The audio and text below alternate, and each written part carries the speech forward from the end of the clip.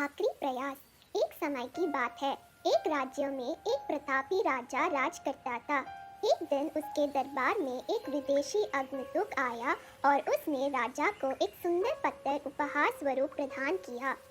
राजा वह पत्थर देख बहुत प्रसन्न हुआ।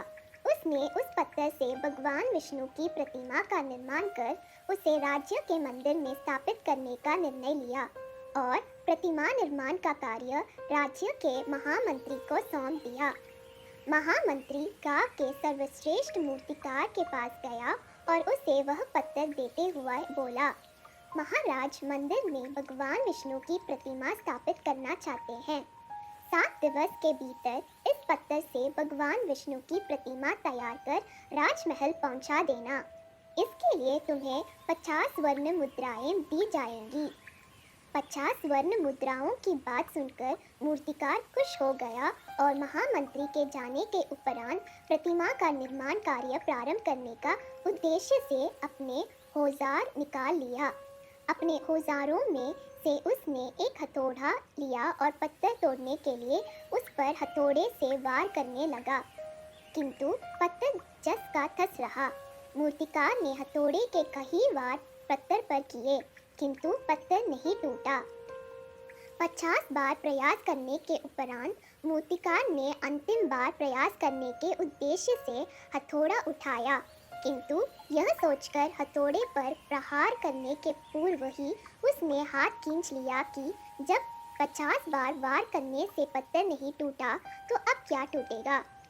वह पत्थर लेकर वापस महामंत्री के पास गया और उसे यह कह वापस कर आया कि इस पत्थर को तोड़ना नामुमकिन है, इसलिए इससे भगवान विष्णु की प्रतिमा नहीं बन सकती। महामंत्री को राजा का आदेश हर स्थिति में पूर्ण करना था, इसलिए उसने भगवान विष्णु की प्रतिमा निर्मित करने का कार्य गांव के एक साधारण से मूर्तिकार को सौंप दिया।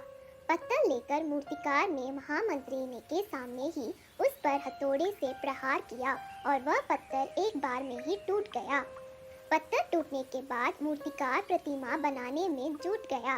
इधर महामंत्री सोचने लगा कि काश पहले मूर्तिकार ने एक अंतिम प्रयास और किया होता तो सफल हो गया होता और 50 स्वर्ण मुद्राओं का हकदार बनता। सीख मित्रों, हम भी अपने जीवन में ऐसी परिस्थितियों से दो चार होते रहते हैं।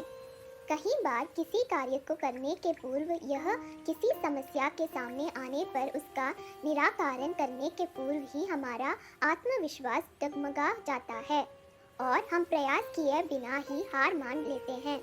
कई बार हम 1-2 प्रयास में असफलता मिलने पर आगे प्रयास करना छोड़ देते हैं, जबकि हो सकता है कि कुछ प्रयास और करने पर कार्य पूर्ण हो जाता या समस्या का समाधान हो जाता।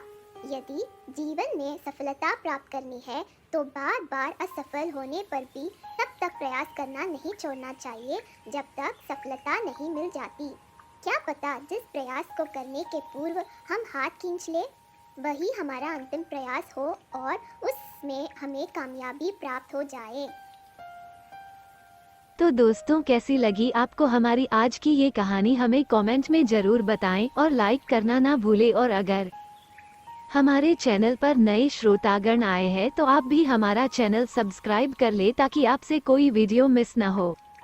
तो दोस्तों, मिलते एक न्यू वीडियो के साथ, तब तक के लिए जय श्री कृष्णा, जय श्री राधे।